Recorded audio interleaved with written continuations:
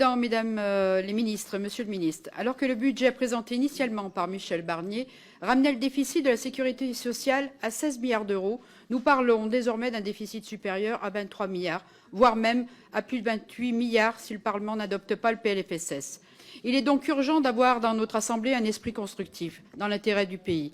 C'est l'attitude qu'adoptera le groupe La Droite républicaine. Dans cet esprit de compromis, nous restons attachés à quelques priorités. Nous défendons les Français qui se lèvent tôt et qui travaillent. L'État doit réduire son train de vie, notamment celui de ses agences, au lieu de cibler les actifs, avec une nouvelle journée de solidarité à laquelle tous les groupes ici semblent opposés. Nous souhaitons le maintien des mesures adoptées au Sénat pour lutter contre la fraude, contrôle des retraites versées à l'étranger, simplification des échanges de données, sécurisation de la carte vitale. Enfin, une enveloppe exceptionnelle de plus de 100 millions d'euros avait été annoncée pour nos EHPAD. Un certain nombre d'EHPAD en grande difficulté sont dans l'attente d'une clarification de notre part. Pouvez-vous m'apporter plus de précisions? Je vous remercie. Merci. Madame la ministre. Oui, merci Monsieur le Président. Peut-être vous redire, Madame la députée, que dans le projet de loi de financement de la sécurité sociale est bien prévu justement cette aide voulue par le Sénat de 100 millions d'euros pour les EHPAD en difficulté. Donc ça ne fait que réaffirmer l'importance de l'adoption de ce PLFSS pour pouvoir apporter des financements aux EHPAD en difficulté.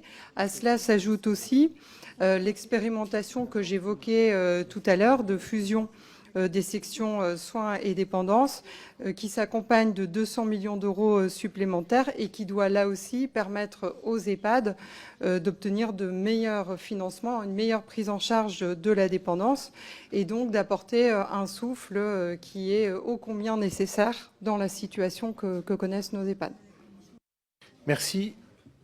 Monsieur le ministre. En complément de ma collègue Parmentier-Lecocq, sur la volonté que vous avez de valoriser le travail et quelque part de lutter contre la fraude, je pense qu'effectivement, le Haut Conseil de financement de la sécurité sociale a estimé autour de 13 milliards la fraude.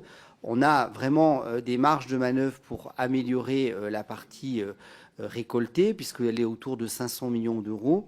Mais sachez qu'il y a des pôles régionaux d'investigateurs avec des profils particulièrement variés, notamment souvent des anciens gendarmes ou autres, qui en fait mettent des cellules pour lutter contre la fraude. Il y a 6 points en France qui pour l'instant sont labellisés. Je vais essayer de vous les retrouver. Paris, Blois, Saint-Malo-La Rochelle, j'ai un petit doute, Grenoble, Marseille, voilà, on doit être à quelques-uns, Lille, qui permettent effectivement d'avoir des équipes qui travaillent en lien avec le procureur de la République, en lien avec les gendarmeries et les polices, et surtout en lien avec les CPAM et les caisses d'allocation familiale, pour justement soit intégrer dans les revenus, puisqu'un certain nombre de prestations sont soumises à revenus, les revenus qui sont dits illicites, quand des gens en fait deal et ont des revenus de la drogue, c'est un peu fou que ces revenus, qui puissent dealer, qui puissent contrevenir et qui puissent toucher les prestations sociales, tant sur le champ de l'allocation familiale que sur le champ de la caisse primaire d'assurance maladie. Donc il y a une vraie stratégie qui est en train de se mettre en place et ça donnera lieu dans ce PLFSS à un renfort des postes. C'est une option qui avait été prise par un gouvernement précédent avec une certaine trajectoire de postes de lutte contre la fraude. Merci beaucoup. Sébastien Pétavy.